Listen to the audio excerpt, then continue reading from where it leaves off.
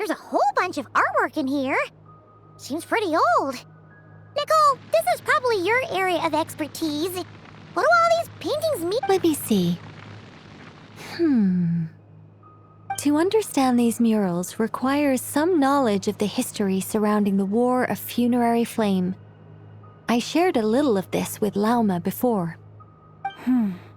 Yes, I think I follow. The dispute between the Moon Sisters, the transformation by Nibelung.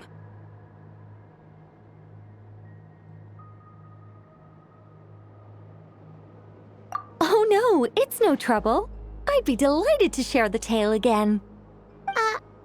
Alright then. Tevat's 3 moons and their goddesses were brought into being by the will of Nibelung, the then ruler of Tevat.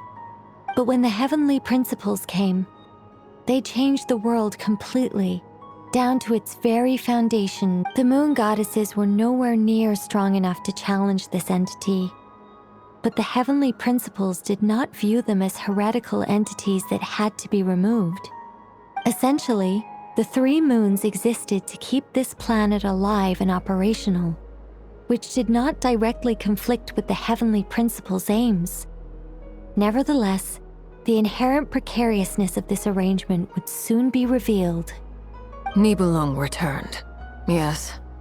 He did, and thus began the War of Funerary Flame, a battle for dominance between Nibelung and the heavenly principles. Discord would soon emerge between the 3 moon sisters.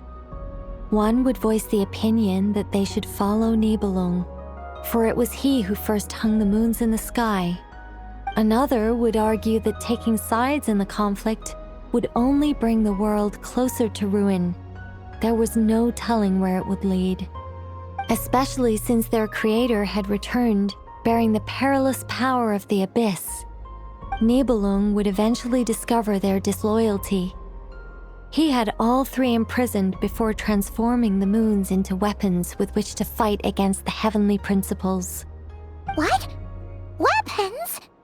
Yes, the very moons that had once defended the planet became instruments of death and destruction, striking terror into the hearts of all living things.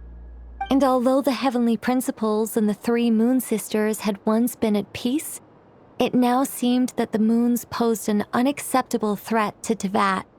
It is possible that the heavenly principles did not know of the goddess's imprisonment.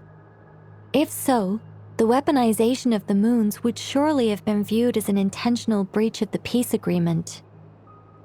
Regardless of who knew what, when, the heavenly principles shattered 2 moons and flung the other beyond the skies.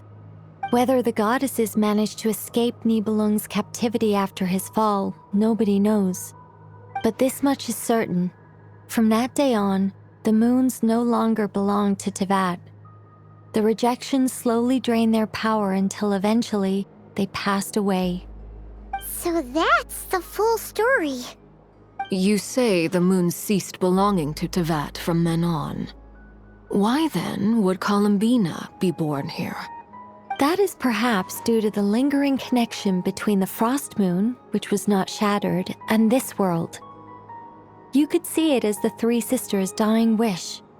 They never desired war. All they ever wished for was to protect this land. I see. If the final fate of the 3 goddesses is as you say, then Columbina faces the same grave danger. Our investigation has yet to bear fruit. We must hurry. Yeah, you're right. Let's keep going.